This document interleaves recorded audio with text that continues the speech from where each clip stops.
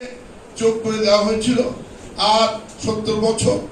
আর অন্যরা আমাদের প্রিয় PP Abdur Rakib Molla, Tamim Azad Marin, Ashraf chairman, Rabiul chairman, তাদেরকে দেওয়া হলো 7 বছর 7 বছর, আর প্রথম দিয়েছিল 4.5 বছর। এই হলো আমাদের সাদার ইতিহাস।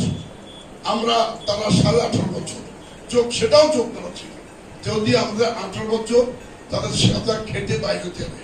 এমনকি অ্যাডভোকেট আব্দুল সাত্তারের বাড়ি তো কালীগঞ্জ, তিনি কালীগঞ্জ জেলা বিএনপির সভাপতি ছিলেন, এই কেসে সেখানে ছিলেন না, তাকেও ওই কেসে সাজা দেওয়া হলো।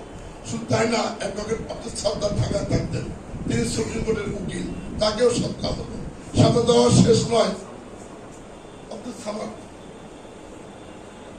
এরপর আপনারা জানেন যে প্রথমে কেসটা হয় সিআর মামলা, সেখানে 27 জন আসামি।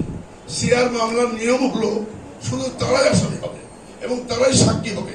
সেক্ষেত্রে অনিয়ম করে এটা পরবর্তীতে আপনারা জানেন যে এই কেসটা নিয়ে আপনারা সাংবাদিকদের সাথে, আমি একটু ঘটনা না বললে নয়, 2002 সালের 30 মে একটি পরিকল্পিতভাবে এসেছিলেন মাননীয় সাবেক বিরোধী দলের নেত্রী পাইপ গাছা এই পাশ দিয়ে যশোর থেকে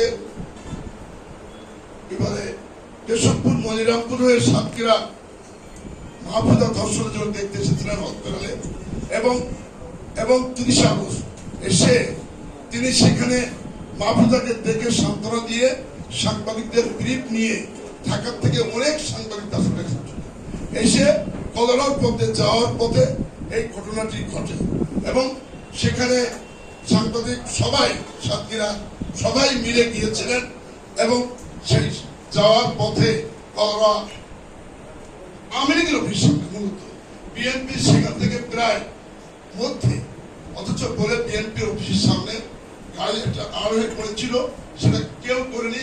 ওরা এর থেকে কি বলে সংস্কারী থেকে